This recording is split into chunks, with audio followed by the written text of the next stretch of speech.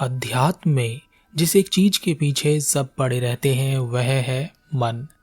और संसार में जिस चीज की वजह से मनुष्य सुख और दुख पाता है वह भी है मन। ज्ञान के रास्ते पर ले जाने वाला भी यही मन है और अज्ञान के अंधेरे में उलझाए रखने वाला भी यही मन है। अब क्या मन कोई और है और आप कोई और?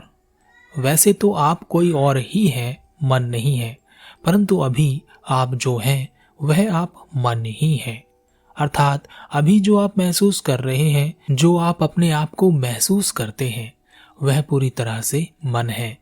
मन को देखना हो तो अपना चेहरा आईने में देखना, तो आपको आपका मन का चेहरा नजर आ जाएगा।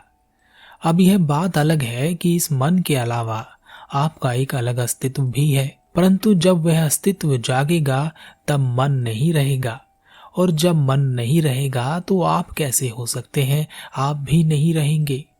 पर यह मत समझ लेना कि मन समाप्त हो जाता है। मन तो रहता है, पर उसमें अपने आप को उत्पन्न करने वाली कमांड्स या कहें कि आदेश नहीं होते। उसमें वही कमांड्स या आदेश होते हैं जो आप चाहते हैं कि आपका शरीर उस कार्य को करे। मन को थोड़ा समझते हैं। हमें लगता है कि हम सब कुछ करते हैं, पर वास्तव में हमारे हाथ में कुछ भी नहीं है। हमारे पास एक खास तरह का यूनिक मन है। उसमें खास तरह से कमांड चलती हैं और यहाँ हर मिनट करोड़ों कमांड्स इधर से उधर दौड़ती रहती हैं। बाहर की स्थिति के अनुसार कोई एक कमांड हमारे शरीर पर लागू हो जाती है। जैसे बाहर किसी ने हमें देखकर कुछ कहा, तुरंत ही किसी के भीतर शर्म की कमांड उत्पन्न होगी, किसी के भीतर क्रोध की, तो किसी के भीतर चल छोड़ ना यार की कमांड उत्पन्न होगी। जैसे कमांड उत्पन्न होती है वैसे ही आप व्यवहार करने लगते हैं। आप खुद से यह निश्चित नहीं कर सकते कि आप क्या व्यवहार करने वाले हैं, परंतु आपको ऐसा ही लगेगा कि यह आपने किया। आपके सुख, आपके दुख, सब कुछ आपके मन पर निर्भर करता है। किस कार्य पर आपके मन ने किस कमांड को आपके शरीर पर अप्लाई किया, सब कुछ इस पर निर्भर करता है। एक गुरु एक गांव में अपना प्रवचन दे रहे थे। गुरु मन के संबंध में सभी को समझा रहे थे। गुरु ने अपना प्रवचन समाप्त किया, तभी वहां बैठा हुआ एक युवक खड़ा हुआ और उसने गुरु से कहा, गुरुदेव, क्या मन को परिवर्तित किया जा सकता है? गुरु ने कहा, हाँ, मन को परिवर्तित भी किया जा सकता है। युवक ने कहा, क्या मन को इतना परिवर्तित किया जा सकता है कि हमें कोई दुख छू भी ना सके? गुरु ने कहा, हाँ, बिल्कुल यह संभव है कि मन को इस प्रकार तैयार किया जाए कि इस पर किसी भी दुख का कोई प्रभाव ना हो। युवक ने कहा, गुरुदेव, मैं अपने मन को इसी तरह से तैयार करना चाहता हूँ। मुझे बताएं कि मुझे क्या करना होगा। गुरु ने कहा, कल सुबह मेरे आश्रम में आना, वहीं हम इस संबंध में बात करेंगे। युवक अगले दिन सुबह गुरु के आश्रम में पहुंच गया। गुरु ने उस युवक को देखकर अपने पास बुलाया और कहा, आओ, मैं तुम्हारा ही इंतजार कर रहा था। अब मुझे यह बताओ कि तुम किस बात से बहुत दुखी हो?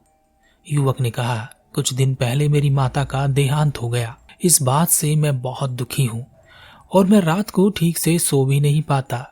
मुझे मेरी माता की याद बहुत आती है। गुरु ने कहा, माता तो चली गई, पिता भी हैं? युवक ने कहा, हाँ, वह भी जीवित हैं। गुरु ने कहा, तो क्या उनके जाने का इंतजार कर रहे हो? तब उन्हें याद करोगे।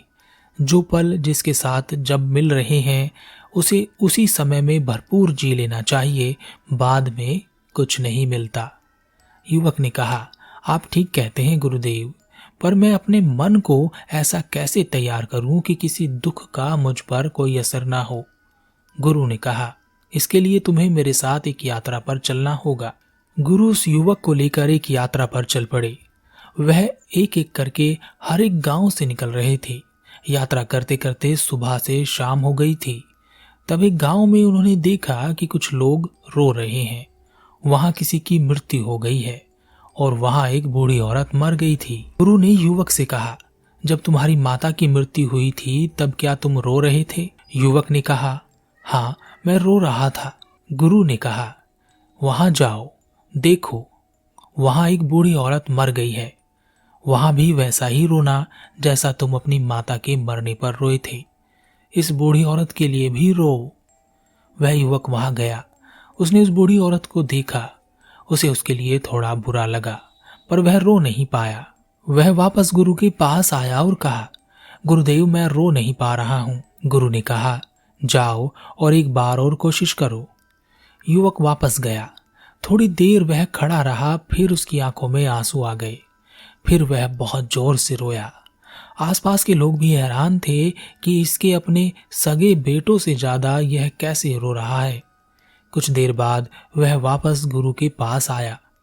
तब भी उसकी आंखों में आंसू थे और वह रो रहा था। गुरु ने कहा, क्या तुम उस बूढ़ी औरत के लिए रो रहे हो? युवक ने कहा, नहीं, मुझे मेरी माता की याद आ गई, इसलिए मैं रो रहा हूं। उस बूढ़ी औरत के लिए तो मैं चाह कर भी नहीं रो पा रहा हूं। उसके लिए मुझे बुरा जरूर लग रहा है, पर मैं उसके लिए नहीं रो सकता। गुरु ने कहा, क्यों क्यों नहीं रो सकते? युवक ने कहा, क्योंकि वह मेरी मां नहीं है, मैं उसे जानता भी नहीं हूं। गुरु ने कहा, हमें अपने मन को ऐसा ही तैयार करना है कि या तो वह सभी के लिए रोए या किसी के लिए ना रोए। अभी तुम्हारा मन तुम्हारे नियंत्रण में नहीं है, तुम खुद से कुछ नहीं कर सकते। युवक ने कहा, पर गुरुदेव, सब कुछ तो मैं अपने आप ही करता हूं। गुरु ने कहा, अच्छा, तो उस औरत के लिए भी ठीक वैसे ही रो जैसे अपनी मां के लिए रोए थे। अगर तुम ऐसा कर सकते हो तो तुम्हारा मन तुम्हारे हिसाब से चलता है और जो तुम चाहते हो वह वही करेगा। अगर नहीं तो तुम अपने मन के हिसाब से चलते हो और जो तुम चाहते हो वह कभी नहीं कर सकोगे। जो तुम्हारा मन चाहता है तुमसे करा सकता है। जब तक एक गुलाम को अपनी गुलामी का एहसास नहीं होता तब तक वह आजाद नहीं हो सकता। युवक ने कहा, आप सत्य कहते हैं, मैं अपने मन का गुलाम हूं, इसका एहसास मुझे हो रहा है, पर मैं इस मन को कैसे तैयार कर सकता हूं कि मैं इसकी गुलामी से बाहर आ जाऊं और किसी दुख का मुझ पर कोई असर ना हो। गुरु ने कहा, इसके लिए तुम्हें मन की ताकत को समझना होगा। मन की ताकत है मन के भीतर चल रहे विचार और उन विचारों में छुपे हुए मन के आदेश। मन में चल रहे विचारों को जितना तुम कम कर दोगे, उसके द्वारा दिए जाने वाले आदेश उतने ही कम हो जाएंगे। जितने विचार कम होंगे उतनी ही शक्ति उसकी कम होती चली जाएगी। जैसे कोई सुंदर युवती किसी युवक की ओर हंसकर देखती है तो उस युवक के भीतर उस एक पल में हजारों विचार दौड़ पड़ते हैं और उसके भीतर हजारों सपने उमड़ने लगते हैं और उन सब में मन का छिपा हुआ आदेश उस तक पहुंचता है कि कुछ कर। अब वह क्या करेगा यह उस आदेश पर निर्भर करता है। हमें जो दुख या सुख अनुभव होते हैं वह भी हमारे मन की वजह से ही होते हैं। जिन्हें हम जानते हैं वह हमारे मन के करीब होते हैं और जिन्हें नहीं जानते वह दूर। जो जितना मन के करीब होता है उसके जाने से उतना ही दुख उत्पन्न होता है और जिसे हम जानते नहीं हैं उसके जाने का हम पर कोई फर्क भी नहीं पड़ता। जानते हो क्यों? क्योंकि उसके लिए हमारे मन में विचार नहीं है। वहां मन कमजोर है, वह हमें दुख नहीं दे सकता। मुझे एक बात बताओ, कोई व्यक्ति या वस्तु जब तक तुम्हारे पास है तब तुम्हें उसके साथ भरपूर समय बिताना चाहिए या उसके जाने के बाद उसके साथ मैं समय नहीं बिता पाया ऐसा सोचकर रोना चाहिए? इसमें से क्या अच्छा है? युवक ने कहा, जब जो साथ है उसके साथ भरपूर समय बिताना चाहिए। किसी के जाने के बाद हम कुछ नहीं कर सकते। गुरु ने कहा, जिसने अपने मन को यह समझा दिया उसे कभी किसी के लिए दुख नहीं हुआ। युवक ने कहा, मुझे क्या करना चाहिए?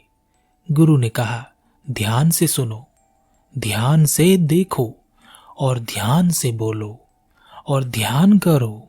मन की शक्ति को कमजोर करते चले जाओ। जितना विचारों को कम कर दोगी उतना मन कमजोर हो जाएगा और तुम शक्तिशाली हो जाओगे। ऐसे ही मन को तैयार करना है। हम सब कुछ तैयार करते हैं पर कभी अपने मन को तैयार नहीं करते। ना हमें कोई सिखाता है कि मन को कैसे तैयार किया जाता है। हम कभी अपने मन पर कार्य नहीं करते और मन को लेकर इधर उधर भागते रहते हैं, कुछ ना कुछ करते रहते हैं, रोते रहते हैं, गवाते हैं, बनाते हैं, सब कुछ करते हैं, पर कभी मन को नहीं देखते, मन पर कार्य नहीं करते, उस पर कभी ध्यान नहीं देते।